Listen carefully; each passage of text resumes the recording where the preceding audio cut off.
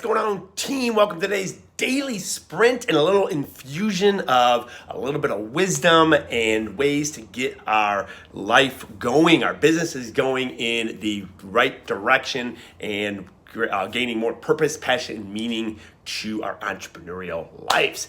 So some negative self-talk statements that you need to get rid of. You need to 86 them immediately from your brain. Things like I'm only at this rank in my business, or I only have this many clients.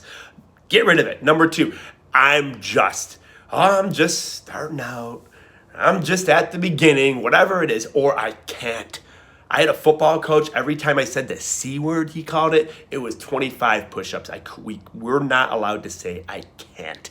We would say I choose not to, or sometimes we could say I'm unable.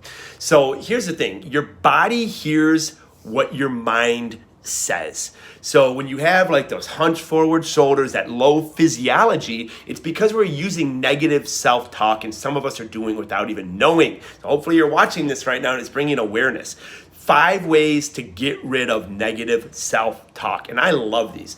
Number 1, when you're beating up on yourself, I want you to talk to yourself like you would a child you love. I have younger nieces and nephews, and even when they don't make the best decisions and do wrong things, it's very tough for me to talk to them in any type of demeaning way because they're little children.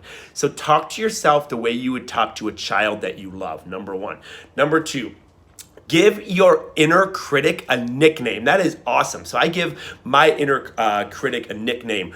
Her name is Sensitive Susie. So now when I'm starting to beat myself up, I'm like, hey, that's Sensitive Susie coming out, okay? And it really flips a switch in your brain, okay? Kind of like in The Water Boy when, the coach was all intimidated and he looked over at the other coach and saw the other coach like had a face of a baby. It really does work. So give your inner critic a nickname, a silly nickname.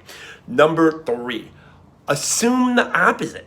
If you say, oh, this is never going to work, assume, hey, this is going to smash it. They have found that successful people over their career, like him or not, Donald Trump is one of them in his business career, he would always assume the best. Oh, this hotel's going to kill it.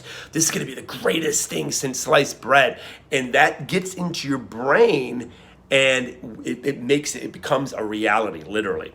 Number 4, take away the magnifying glass. Stop magnifying problems. I think I have a magnifying glass in here. Yes, get rid of this. Okay, yes, okay, you messed up.